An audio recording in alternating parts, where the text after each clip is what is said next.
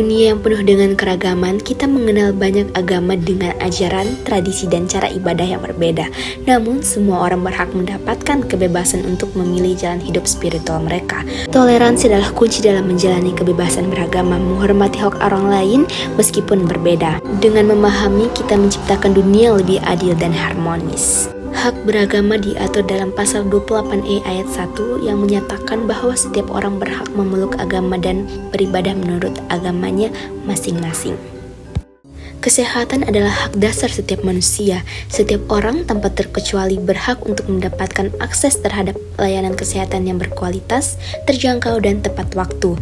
Ini bukan hanya soal pengobatan, tetapi juga soal kesejahteraan fisik, mental, dan sosial. Kesehatan adalah fondasi kehidupan yang baik. Tanpa kesehatan yang optimal, kita akan kesulitan menjalani kehidupan yang produktif dan bahagia. Oleh karena itu, setiap orang berhak untuk mengakses layanan kesehatan yang memadai tanpa ada diskriminasi. Namun kadangkala masih banyak akses pelayanan kesehatan yang masih terganggu, apalagi di daerah yang terpencil. Pasal 28H ayat 1 menyatakan setiap orang berhak hidup sejahtera, lahir dan batin, bertempat tinggal dan mendapatkan lingkungan hidup yang baik dan sehat, serta berhak memperoleh pelayanan kesehatan yang setara. Pendidikan adalah hak dasar setiap anak. Sebagai kunci untuk masa depan yang lebih baik, setiap individu berhak mendapatkan fasilitas pendidikan yang layak tanpa terkecuali.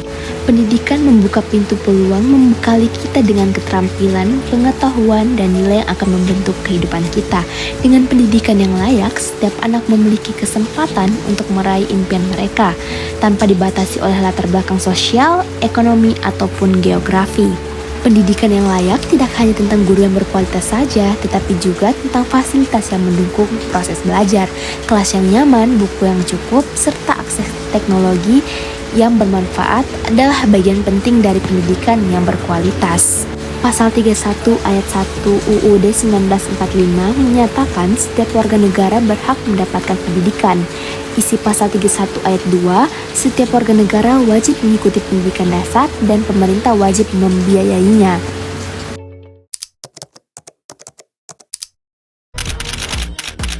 Indonesia menghasilkan 34,85 juta ton timbunan sampah.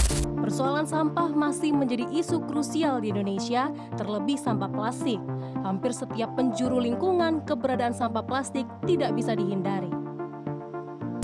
Fenomena sampah kiriman yang terjadi hampir setiap tahun ini mencapai 25 ton per hari. Setelah Pantai Kuta diserbu sampah kiriman, kini giliran Pantai Sanur dan pantai lain yang dipenuhi sampah. Kurang dari 5 menit, saya sudah menemukan sedotan plastik sedemikian banyak. Kita semua punya peran penting untuk menjaga kebersihan lingkungan, salah satunya dengan membuang sampah pada tempatnya. Tapi kenyataannya banyak sekali orang-orang yang tidak mau membuang sampah pada tempatnya. Hal kecil seperti itu bisa berdampak besar pada lingkungan kita. Membuang sampah pada tempatnya bukan hanya kewajiban, tetapi juga tanggung jawab kita bersama. Lingkungan yang bersih akan membawa manfaat bagi kita semua. Pasal 29 UU Nomor 18 Tahun 2008 menyatakan setiap orang wajib mengelola sampah dengan cara yang baik, benar, dan bertanggung jawab sesuai dengan ketentuan perundang-undangan. Di jalan, keselamatan adalah prioritas utama. Setiap hari kita berbagi jalan dengan banyak orang, maka penting bagi kita untuk saling menghormati dan mengikuti peraturan lalu lintas.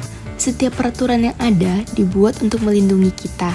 Mematuhi rambu-rambu, mengenakan helm, dan mengikuti batas kecepatan bukan hanya kewajiban, tetapi juga tindakan yang menyelamatkan nyawa. Selalu ikuti peraturan lalu lintas demi keselamatan bersama. Ingat, keselamatan di jalan bukan hanya tanggung jawab kita sendiri, tetapi juga tanggung jawab bersama. Pasal 2 UU Nomor 22 Tahun 2009 menyatakan setiap orang yang menggunakan jalan wajib mematuhi peraturan perundang-undangan yang berlaku dalam rangka tertib lalu lintas dan angkutan jalan. Rasa hormat bukan hanya tentang kata-kata, tetapi juga tentang tindakan. Menghargai perasaan, waktu, dan ruang orang lain adalah tanda kedewasaan dan empati. Semua orang berhak diperlakukan dengan hormat, tanpa memandang latar belakang, status, atau pandangan hidup mereka. Dengan saling menghormati, kita menciptakan dunia yang lebih damai. Dalam pasal 28I ayat 2 diatur bahwa setiap orang berhak untuk hidup serta berhak mempertahankan hidup dan kehidupannya. Assalamualaikum warahmatullahi wabarakatuh. Perkenalkan, nama saya Vidya Rahayu dengan NIM F55124100. Di sini saya akan memberikan penjelasan ataupun kesimpulan mengenai video implementasi hak dan kewajiban yang telah saya tampilkan di video sebelumnya. Jadi, memahami hak dan kewajiban adalah kunci untuk menciptakan kehidupan yang harmonis baik dalam keluarga, sekolah, masyarakat, maupun di negara. Hak memberikan kita kesempatan untuk berkembang dan mendapatkan perlindungan serta fasilitas yang ada di negara ini. Sedangkan kewajiban memastikan kita berkontribusi demi kebaikan bersama.